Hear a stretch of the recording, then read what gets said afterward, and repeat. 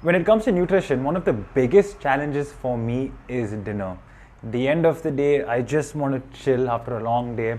I generally associate food as a reward for such an intense, hectic day. Now, most of us do this, we finish work, we get back home, we watch a TV show, and we end up eating all the foods that we enjoy. And it can be a little bit too much.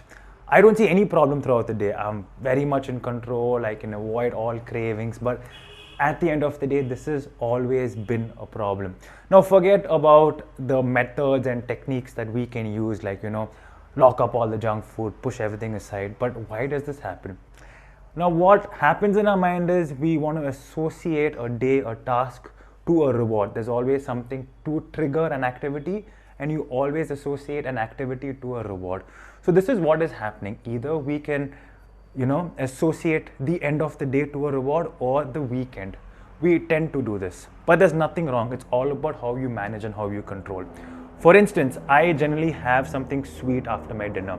It could be like yogurt, some chicky, but for the most part, the biggest challenge is keeping it under control. I sometimes literally completely blank out and I eat like 3 containers of yogurt and I'm like, what the hell just happened? So these things keep happening, and it's like a system that we associate to eating, your relationship with food. There's nothing wrong. Keep this under control. Now, you can be the person who associates the reward to the end of the day or to the end of the week, which is completely fine. Keep it under control. To give you an example, what I generally tend to do is I have just 1 container of yogurt, which is about 120 calories, with my dinner.